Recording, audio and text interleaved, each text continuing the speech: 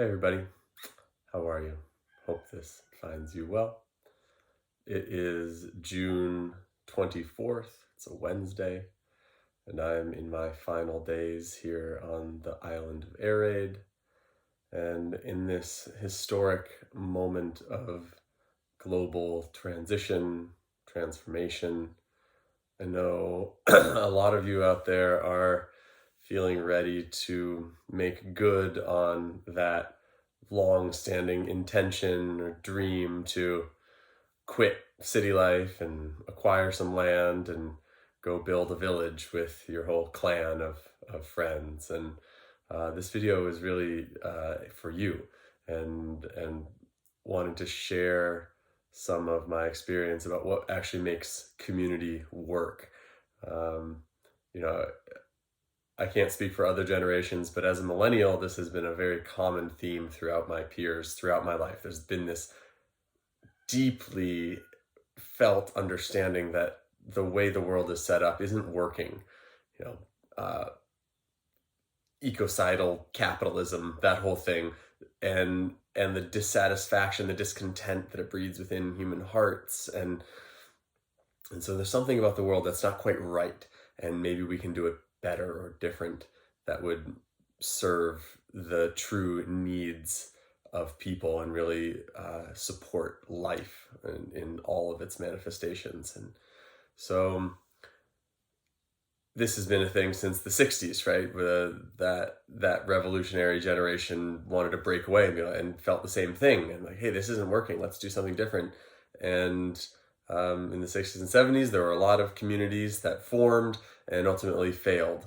And we, the millennial generation, as the children of the boomers, right, are sort of, I think, picking up that mantle and wanting to try again, and hopefully with a little bit more sophistication and some more systems in place. The fact is that the vast majority of intentional communities fall apart within the first 3 years. And it's almost always due to, money and power issues. And the other thing that comes up is immature sexual relationships tend to be the downfall of communities, and the power dynamics and the jealousy and all that stuff. Because humans are humans, right? And we do the best we can. But at some point, our noble intent hits the brick wall of practical application, and we don't have the skills, the tools, the support systems to work our way through some of these really sticky issues.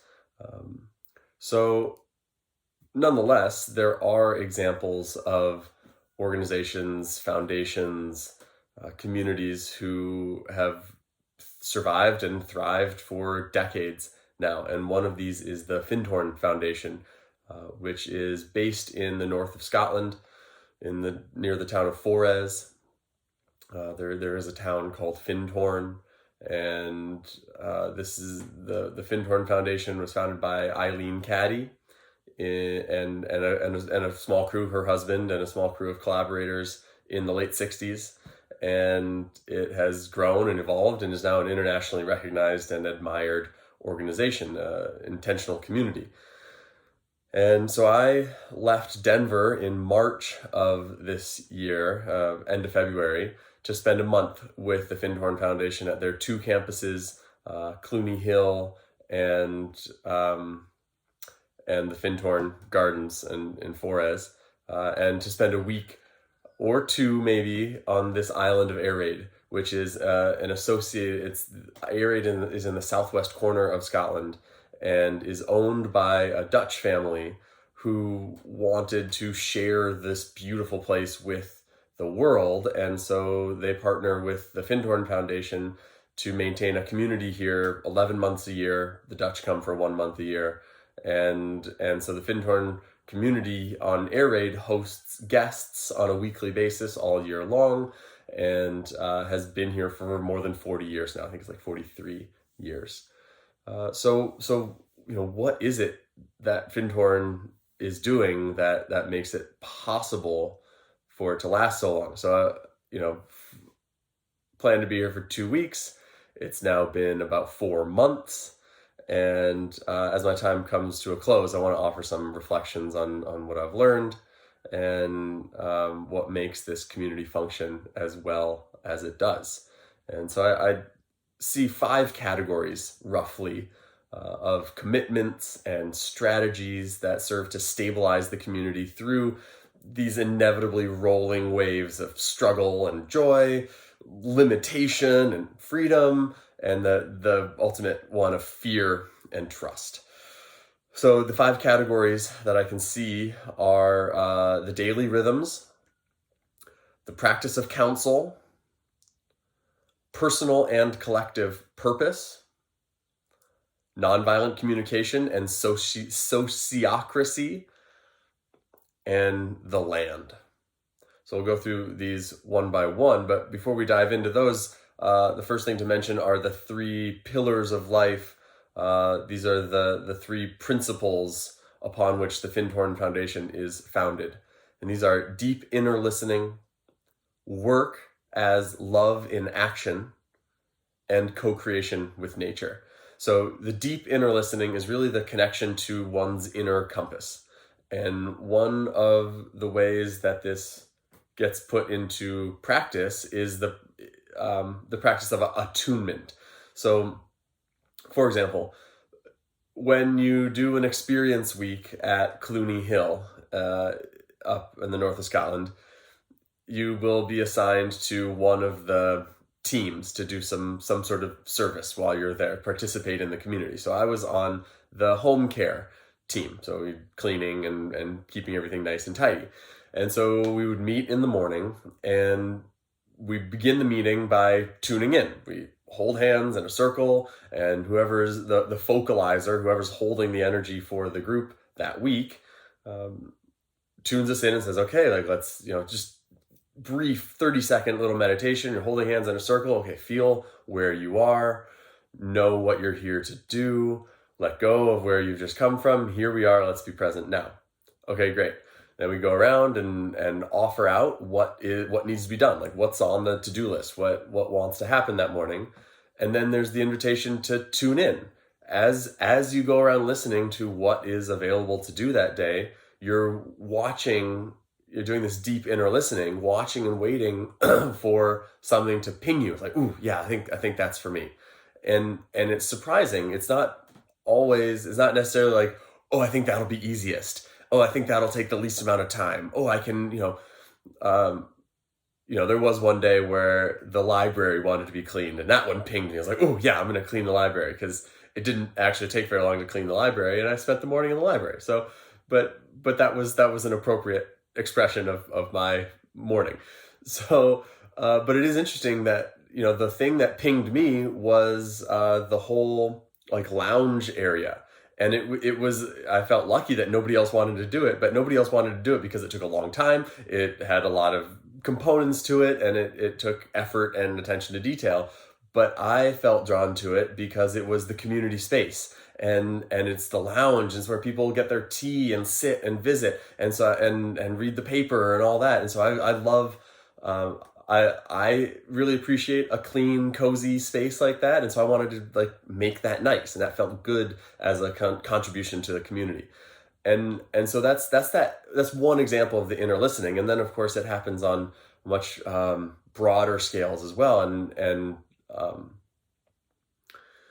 in the context of your larger purpose of being there, we'll talk about that in a moment. But this trusting of the inner listening. Now, the founder, Eileen Caddy, has written many books, and she was directly in touch with the angelic realms. So her version of deep inner listening was literally a form of channeling, where she went so deep within and found that still point at the center, from which she could hear the still small voice, which lives within each of us, and from there connected to the angels or the devas of the garden where they were living, and got advice on how to make their garden thrive, and were producing these incredibly huge vegetables that were getting attention all around. And really, how did you do that? And then she wrote a book about how, I think it's called God Spoke to Me, is her first book. And so this is the deep inner listening that's the level that the founder Eileen was on, and I believe is available to all of us if we cultivate the stillness and the capacity to listen on that level.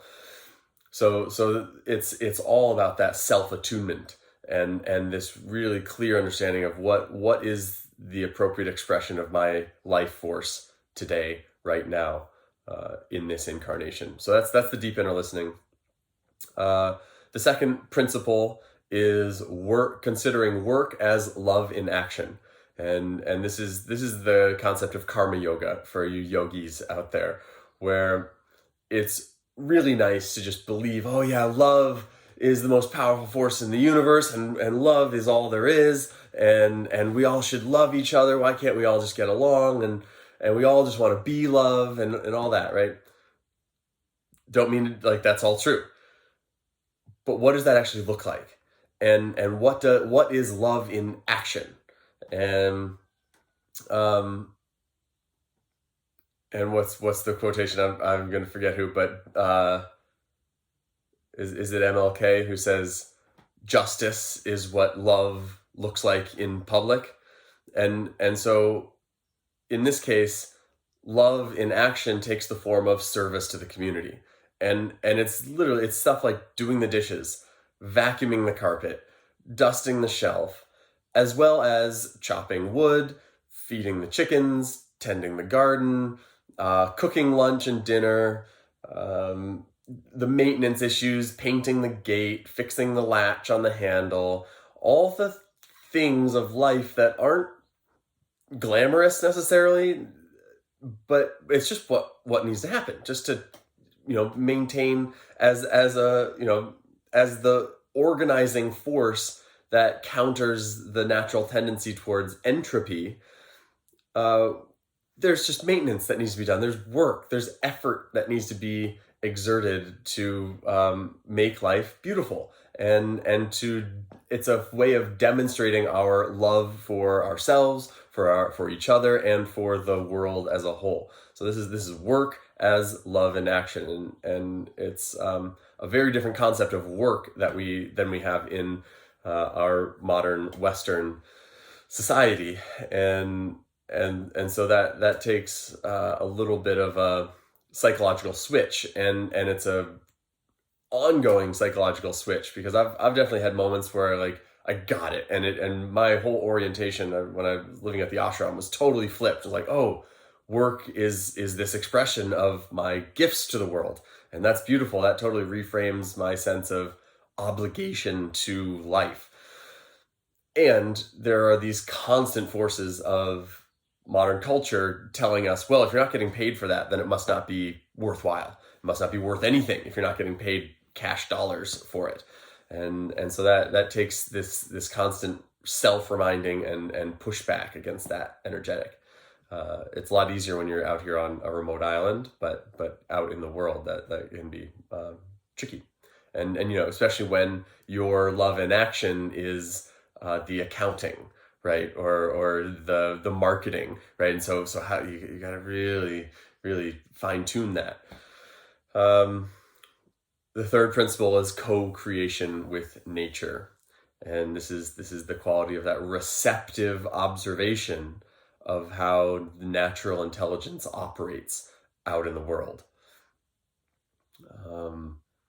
And this is a place where we are invited to overcome human hubris, the human arrogance that we know better, that we have figured something out and cracked the code of nature so we can manipulate it to our desires. And we can certainly manipulate it, but we are part of nature, not bigger than or smarter than, for sure. And so we are wise to attune ourselves and to pay really close attention to the ebb and flow of nature, the intelligence of how its structures arise, exist, and transform, and to align ourselves with that natural flow of energies and to co-create with it. We are an inseparable part of nature, and so it is worth our time and energy to tune into that reality and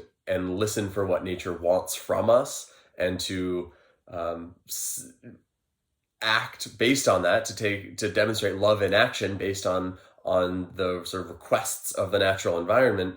And the paradox of that is that by letting go of our idea of what's good for us, typically the result is something splendiferous, beyond our imagination, and all our needs end up getting met when we let go of what I want to see happen. So those are the three principles of the Fintorn Foundation.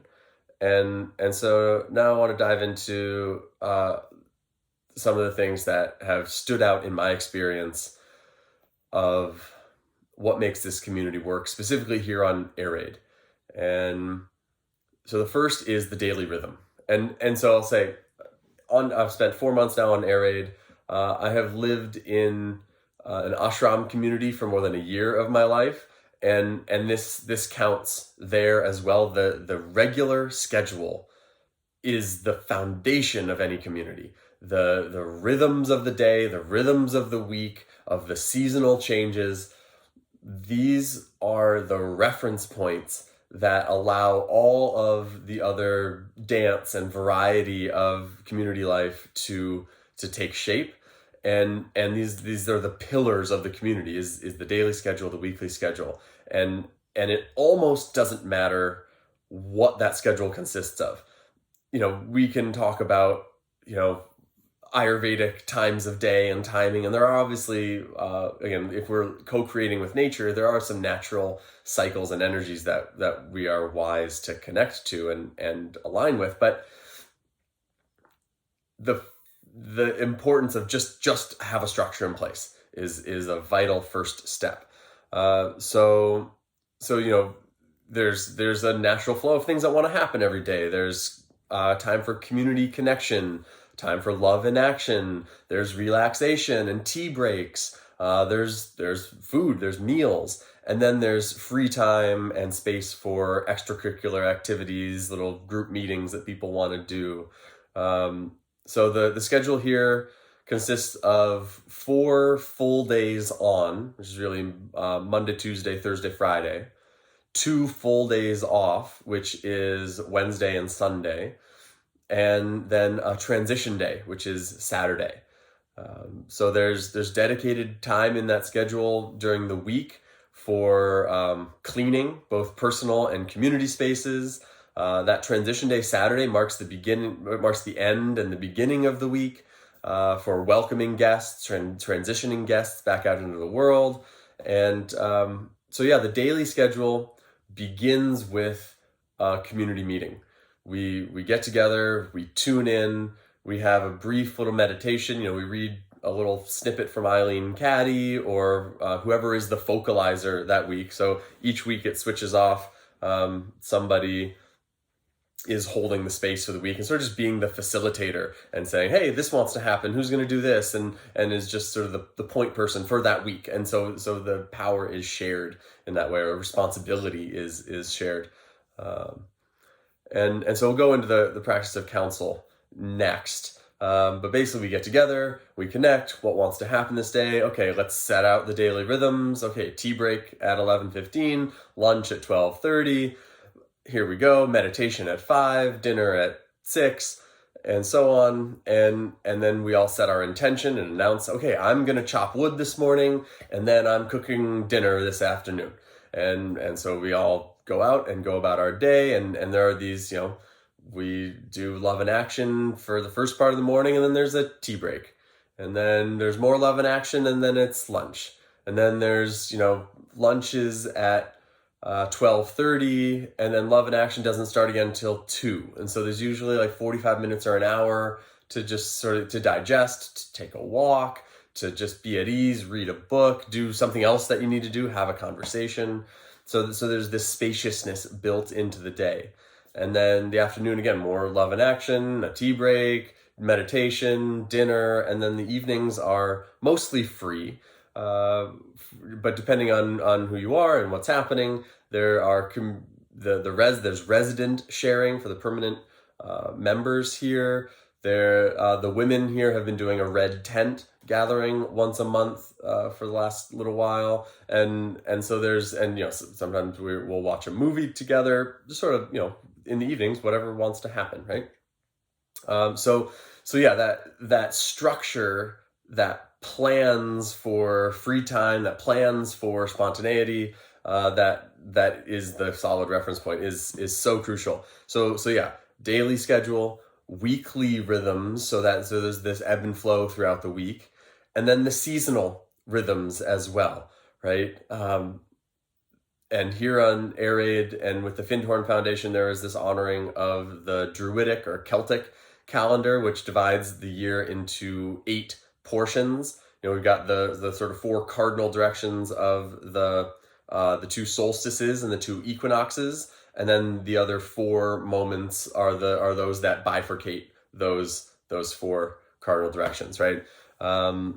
So we mark all of those moments with ceremony, celebration, acknowledgement of the shifting of the seasons. And so it's this sort of gradually zooming out management of time and energy. So we understand, like, okay, now this 8th of the year has passed. Let's reflect on it. What has happened? Where am I? What is being asked of me, and what am I leaving behind? What am I bringing forward? And so to honor those natural rhythms of the year, creates again these reference points, these structures that help us to organize our mind in time, that give us a sense of what's happening and facilitate our sense of purpose, and we're able to mark our progress. One of the things that is most remarkable to me about a place with a daily schedule is that when the schedule is basically the same, and we eat at the same time, we do the dishes at the same time every day, and all that is sort of locked in place, it emphasizes the internal variety of experience. It emphasizes the ebbs and flow and changes of nature, of my inner nature, of my interactions, and so when the external isn't changing that much, it allows for these huge shifts to happen internally, and maybe those shifts are always happening, but my awareness becomes highly attuned to them, and so the personal growth component is a massive part of why I think a lot of us are attracted to these communities. Okay, so the daily rhythms, vital component of any community. The second would be the practice of counsel. This is such a vital source of community connection, of self-connection, and really counsel is the practice of sharing the contents of one's heart, of being silently witnessed in that sharing with no fear of interruption or feedback or judgment even. The only feedback you may receive are, sort of grunts of agreement or an aho or a snap or something, or laughter is usually what happens, or compassionate tears. Very often there's rarely a day, a week has not gone by where somebody isn't crying during the counsel or during the sharing sessions. And it's really nice to get really comfortable with crying in public, whether you're crying or somebody else is crying. It's just like, yeah, that good. Yeah, let it go. Feel that, express it. Beautiful. And the container is held for that. And there's no discussion afterwards. It's not like I share and cry and everyone's like, okay, so what does everybody think about what David just said? And is he justified in feeling that way? And what advice can we give him? No, none of that. Absolutely none of that. And even like afterwards, sometimes, somebody will come up to someone who expressed something really powerful and there's just a check, like, what do you need? Can I support you? It's okay. And then like, so the personal relationships take over from there, but it's not us. There's no gossip. There's no like drama around it. It is this sacredly held space of sharing and open-heartedness and of being witnessed. And so we do that in a couple different ways. There are 3 days a week where it's really just sort of short and a paragraph's worth of sharing. Okay, I just woke up from some crazy dreams and I'm feeling some anxiety in my body and I'm not sure what that's about. But yeah, basically good and ready for the day. So that sort of check-in, or like, I woke up and I had this text message from a friend and it was really troubling and I don't know what to do about it. And yeah, that's where I'm at. Or like, I'm just feeling sort of internal and reflective today. And so it's just that sort of quick sharing just as a check-in. And again, the psycho-emotional benefits of being seen and witnessed and known, just even in that brief moment, I have the chance to share where I'm at, and everybody knows, okay, hey, Dave's feeling quiet today. Like, great, no problem. There's no judgment, there's no anything. It's just like, okay, we know. And the stability that offers is so nourishing, I find.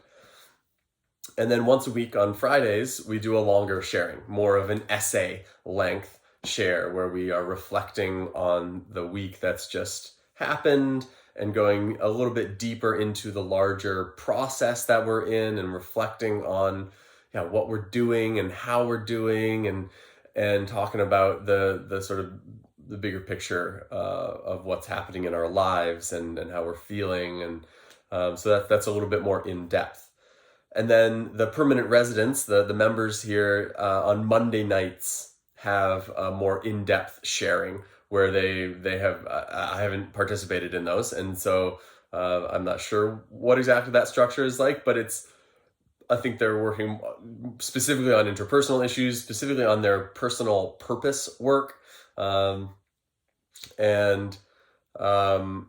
Developing their communication skills, cultivating that mutual understanding, and all of it really serves to help figure out how to work and live together as a community. The communication, open communication, relieves so many problems before they even arise. And if they do arise, that is the healing mechanism. It's through communication that things work out. A cancerous tumor is basically just a part of the body that's not communicating with any of the rest of the body.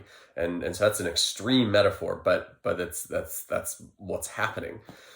So that leads into the next pillar that I find is so important for any community to live and work together, is nonviolent communication, and a system that is relatively new to me, that is sociocracy, which I was introduced to through permaculture trainings, where it's really the permaculture of social permaculture, right? And so sociocracy is very much in that realm. It's a way of decision making, a way of governing a group that shares power along horizontal lines, and it creates space for it's a way to organize meetings, make proposals, get feedback, work towards consensus. It fundamentally rejects the concept of majority rule, based on the understanding that for a community to thrive, its way of life has to work and be acceptable for every member of that community. Who cares if 80% of people want to be a certain way? If that alienates and makes life unacceptable for 20% of the community, that's 1 out of 5 people. Like, wow, that's an overwhelming majority. And if 1 out of 5 people is discontented, like that's an issue. And those are the seeds of discontent that can bring down a community that is otherwise going to thrive. So sociocracy is definitely worth further inquiry. I'm not going to go too much more into it here, because this is already longer than I expected it would be. But look into sociocracy as just as a way of decision making is really and sharing power and giving everyone a voice. And then nonviolent communication is a way of skillfully using that voice. And how do we communicate our individual feelings in order to get our needs met in a way that doesn't make demands or impose upon others, and that we can sort of be in this sort of equal power sharing mode of being, so that my needs and wants are valid, as are yours, and we can negotiate to make sure that a reasonable agreement there's an understanding of what I'm willing to offer and what you're willing to offer and what we're capable of am I capable of meeting that need for you? Hey, that's actually pretty easy for me. But I have this need that's not really being met. Oh, cool. You can meet that need over here. Great. Well, if I'm getting fed from over here, then I can offer over here. And that's nonviolent communication, in my experience, is a philosophy of life. It is this deep transformation of the way that you see the world as expressed in a linguistic structure. And so when I first started learning NVC, it was clunky. And I was like, man, if somebody I'm in conflict with started talking to me in this formulaic way, that would make me all the more enraged because it felt inauthentic. But as it's worked on me over the years, it's been 10 years I've been studying and practicing this, that it has, once it's more ingrained as a way of understanding human communication, there's a way to express it authentically that is really a beautiful structure, and I know has helped me feel more in higher integrity with my behavior and communication than ever before. And really NVC is a sophisticated philosophy aligned with the likes of Mahatma Gandhi, Martin Luther King, and this nonviolent philosophy encoded into language, and how do we use language in a way that doesn't increase or contribute to the violence of the world. So those are just two examples, excellent examples, I think, of specific strategies and tools that you can use to enhance the likelihood of harmonic interactions. Obviously, people are people, and there are going to be disagreements and competing visions, and that's okay. That's healthy. That's actually of benefit. You want lots of opinions as the homogeneity of heterogeneity. Sorry. Heterogeneity is the variety, right? The multiple perspectives, and somewhere in the middle is an ideal solution. And so these are structures that you can adopt and study that help mesh all those different opinions and perspectives together in a peaceful way. It's like when traffic zippers and it just, and two lanes become one, and it's glorious, right? But if people are competing and fighting and trying to cut you off and not let you in, then traffic goes slower because and everybody ends up agitated. And so Sociocracy and NVC are good ways to get the community to zipper. Okay, so number 4, these are in no particular order, but the fourth one is personal and collective purpose. Now, the collective purpose is the guiding principle of any community. If you're going to start a community, what's the community about? How do I know if I fit here? And so and it can be as simple as, we want to live in harmony together. Great. Cool, like that. But the more specific you can be about what is the purpose of this community? Is it a community to practice, natural building techniques? Is it a community for spiritual development and cultivation of love in the heart for the planet, right? Whatever it is, right? But define that and organize the community around that. So that's like the North Star of the community. That's an important piece. And then one of the practices here is I think they do it twice a year. They do community purpose work, where a facilitator comes in and speaks to everybody and sort of coaxes everybody's vision about what for the next 6 months should this community be focusing on? What is the vision? What is the purpose statement for the community for this period of time, based on who's here, who's contributing, where is everybody who composes the community, and what do we want to be doing in this time? And so there's this, the big picture vision doesn't change really, but then within that, how we're approaching that big picture vision can shift quite drastically. And I know over the 40 something years that this community's been here, there are times when the community is 3 people. There are times, like it's for the last couple of months, it's been more like 12 people. And so so based on that, it changes, and so to do these regular check-ins and have it facilitate. I feel like having an outside facilitator is a really nice strategy, because this facilitator is from the Fintorn Foundation, so they know the basic structure, they know what it's all about, but they're not in and of the community here, and so there's a certain objectivity of like, well, what I'm hearing is this, and that outside pair of eyes and ears can provide some really valuable reflection to help the community find what is really going on and what we really want to be working on for this period of time. And then, so then again, the next fractal level down goes to the personal purpose. Why am I here? Why do I want to live in community? Why have I chosen to give up my luxurious life in a city to come live in a concrete building on a remote island, right? To stay attuned to your personal purpose is of the utmost importance, because as soon as people don't know why they're in a community, that tends to zap the energy, right? That tends to be like, okay, that people are just going with the flow, going through the motions.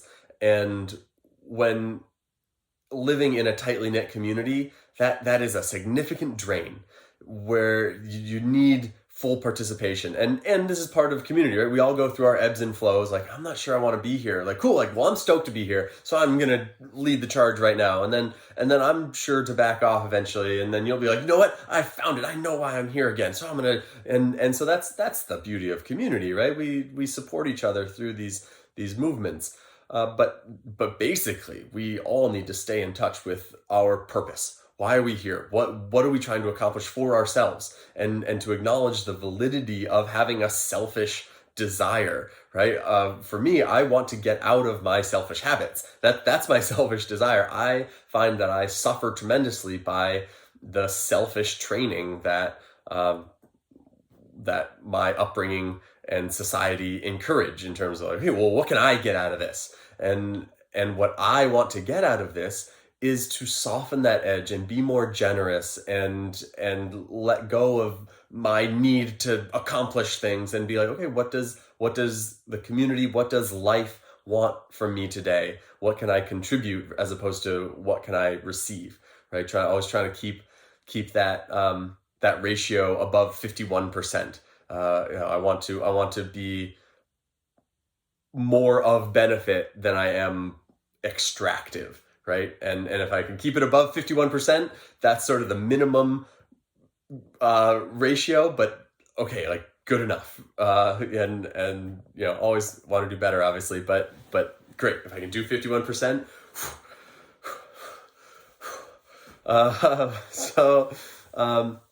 And so there is a community focalizer. So here we have these different roles and the word that they've created is Focalizer, who, we have an island Focalizer who's like technically like in charge, like but it's a very horizontal thing, right? So, but it's just a role that they take on, like, cool, like these are the responsibilities that need to be watched over. So I'm responsible for that.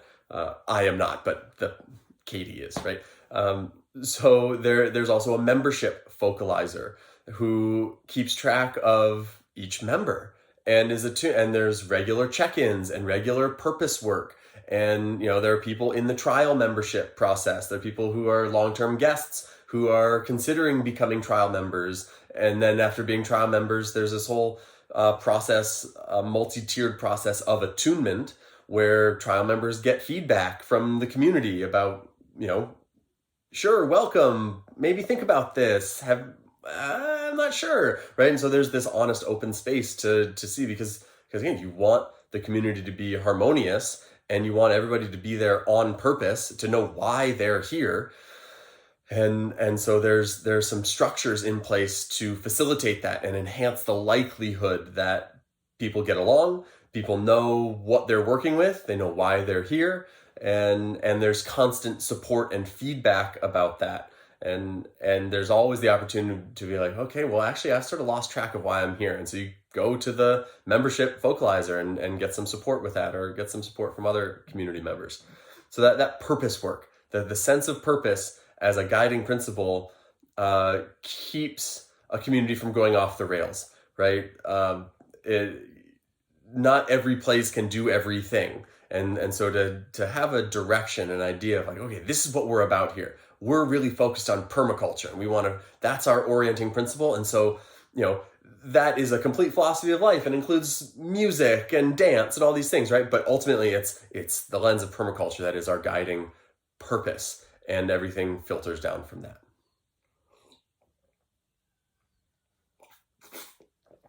Okay. The last one I want to talk about is really the all-encompassing energetic, and that is connection to the land.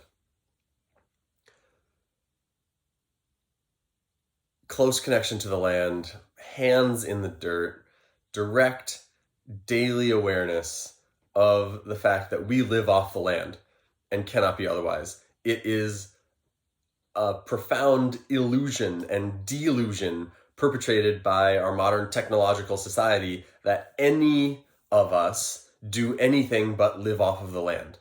There's this concept of like farmers or hunter-gatherer people, living off the land. There's a sort of romanticization of it. But every single human on the planet lives off the land. The land is the source of all the food and water, and the air is included, right? These are the basic fundamentals of life, and it comes from the land and cannot be otherwise.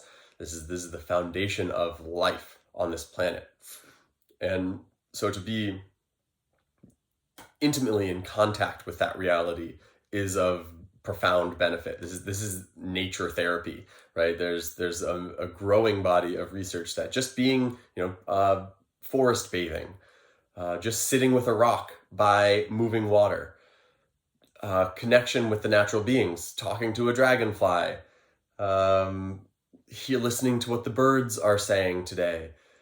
These natural sounds, the ebb and flow of the breeze, these things are incredibly therapeutic, and so I feel that profoundly here. And this island is enormously beautiful and mostly wild, right? There's one strip of houses on the front side of the island, and then the rest has basically been untouched for centuries. You can see the old, they call them lazy beds, but it's basically permaculture berms that help to distribute and organize the water on the land, that are from the Middle Ages. Then you can still see them, and where there used to be a lot more people living here, and so they were growing lots of crops, and there are Bronze Age walls and structures, piles of rocks that you can see around the island. So it's incredible. So very blessed in that way, that this beautiful place. But every place is potentially beautiful. Unfortunately, there's a lot of concrete in the world, and that I've been, a friend of mine pointed out recently, like the feeling of and I feel it in my body, the claustrophobia of the land, the living earth trapped under that layer, and how many feet of concrete in a city. So that's made me really sad lately, and made me really resistant to going back to any city. So that's a shift that's happened in my mind. So it's both through work and play that we are intimately exposed to the life of the earth. There's no avoiding our interconnection and interdependence upon the rhythms of the land. So whether we are in the garden or chopping wood or taking a hike, there are cliffs and caves and more bird song than I've ever heard, and seals and otters, and the tides come in and out, and it's like watching the tides move over the course of a couple days it's like the slow breathing of some enormous animal. It's incredible to just watch. And anyway, I've never really lived near the ocean, and so to be closely in touch with these waves and these tides has been really moving for me. That movement of the natural world serves as a potent reflection of the inner world. It's also more than ever in my life, I've been closely attuned to the cycles of the moon and watching the moon move the tides and then move the tides within me as well. And knowing like at this point, it's like, oh yeah, 3 days before the new moon, like I shouldn't book any Ayurveda appointments because I'm not at my best. And I need support in those couple days. And to just know that, like, okay, the tide's out right now and let's not pretend otherwise. So one practical example of our reliance upon the land is that here on Erraid, all of our water comes from rain catchment, which is filtered down from the rooftop and stored in a system of large tanks. So early this spring, we enjoyed several consecutive weeks of nonstop sunshine, and it was glorious and beautiful, and the garden was, but we had to adopt strategies to significantly reduce our water usage because the tanks were running down. When no new rain comes, we start to run out of water. So we were never really in danger. There's backup tanks and all that, but the tanks did get quite low, and we all stopped showering for a little while and really reduced our, we're very careful in the kitchen doing the dishes and sort of the minimum watering we could get away with in the garden and all that. And then we celebrated when it rained. When the rains finally came back, there was celebration and dancing in the rain. And so that reminds me of something that Wendell Berry says about, his sort of confusion and shaking his head at humans who only understand weather in terms of golf, like whether it's a nice day to go golfing. And because when you're a farmer or you're living in close connection to the land, rain is a good thing. You need the rain to come and to pay close attention to the weather and like, hey, like the tides are coming in, so we're gonna have to boat. We won't be able to walk off the island and all that, right? So it's all part of it. So another example is that one of the major activities here is gardening. And Aaron, our garden focalizer, estimates that 80% of the vegetables we consume come from our garden, which is pretty incredible. That's definitely one of the most self-sustainable communities I've ever been a part of. And also produce about 50% of the fruit that we eat. And a lot of the produce is canned or frozen and then stored so that all winter we were eating spinach from the garden. And there's always food available. We make jam from the plums and the rhubarb, and season our food and teas with selections from the herb garden. And so we're sort of built into this seasonal eating. This is a huge thing with Ayurveda, right? Is how to eat seasonally. And it's a very hard thing to do, shopping at the grocery store. But when we're inevitably, unavoidably interwoven with the rhythms of the land, hey, like the rhubarb's up right now. Let's eat some rhubarb. Hey, the only thing in the garden is spinach right now. We ate spinach soup for lunch every day for like 3 weeks in the springtime, which, if you ask an Ayurvedist, like, brilliant. Yeah, rock on. Spinach soup. Nice. Spring cleaning. And then one of the most remarkable experiences of my time here was that of slaughtering a chicken. So I have eaten a great deal of chicken in my life, and never have I participated in the process of slaughtering one and going through the whole process of picking up the bird.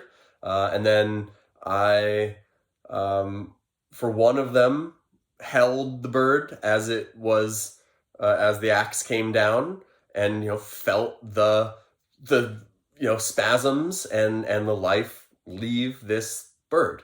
And then for another one of them, I was the axe man and actually brought it down and beheaded this chicken, and then participated in, we plucked them and and gutted them, right? So sticking my hand up into its innards and pulling out all the internal organs and getting it ready to become an Easter feast. And so I saved the liver and cooked and ate it on my own, and in a very sort of ceremonial way as a measure of respect. And also, like, I am sensitive to my liver as a pitta person who struggles with anger issues. Want to really support my liver. So that felt really powerful. And then, to go through this whole process is was really powerful for me. And it's not like, we keep chickens here, and so we got fresh eggs all the time, every day, and so many fresh eggs that we've been distributing them for free to the community on the Isle of Mull, just across the way. As COVID hits, and it's a weird time where, hey, we've got abundance of this here. Let's share it. And so we keep chickens, but we had too many cockerels relative to the number of hens. And so we had to slaughter. We didn't have to. We chose to slaughter 3 cockerels and had them for Easter feast. And so that intimate interconnection with the cycles of life. There was no plastic wrap on that chicken. Yeah, I think that's about what I came to say, just to reinforce that, we are wise to organize our lives around the rhythms of the natural world. We are the natural world. We are an inseparable and beloved and known part of the life-giving whole. And so it really is a deep prayer of mine for myself and for everyone that we learn to really acknowledge and embody this fact, and learn to organize our lives on the planet accordingly and in harmony with the natural intelligence, because I firmly believe that we can have all the abundance and beauty and enjoyment that we could possibly imagine in an ecologically regenerative fashion. And I think we have all the technology we need to do that, but yet we haven't made that the priority yet. So that's really my prayer at this point, and it's really the direction that life is taking me. So I'm almost done here on Erraid. I'm going to Tamera in Portugal next, another long-standing community that has a different focus, a different way of doing it. So I'm going to go learn how they do it there. I'll probably do a similar video like this when I'm getting close to being done there, and discuss what they're doing there that's of interest and of benefit. And after that, I've got my eye on going to Auroville in India, which is another long-standing sort of utopian style community that's trying to figure out a better way for humans to exist on the planet. And so I'm feeling pretty inspired to go learn these things, because the time is now, right? I feel this sense of urgency that we must discover and begin to live into a better way of being humans on the planet. So that's what I came to say. So a quick recap. 3 pillars, the founding principles of Findhorn, are the deep inner listening, work as love and action, that karma yoga attitude, and co-creation with nature. Then we talked about the value of stable daily, weekly, seasonal rhythms. We talked about the therapeutic power of counsel, the skillful strategic structures that are NVC and Sociocracy, the vital importance of identifying personal and collective sense of purpose, and then that all-encompassing, life-giving grace of a loving relationship with the living earth.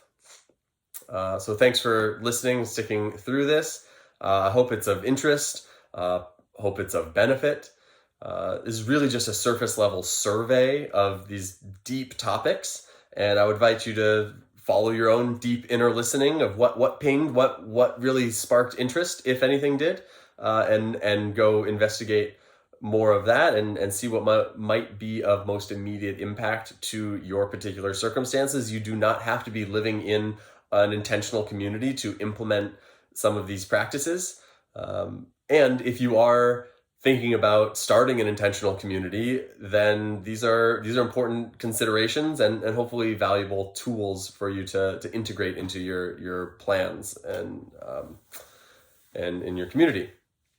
So I'm happy to chat further if it helps, if it's a benefit, and mostly would be happy to connect you with resources more expert than me as appropriate.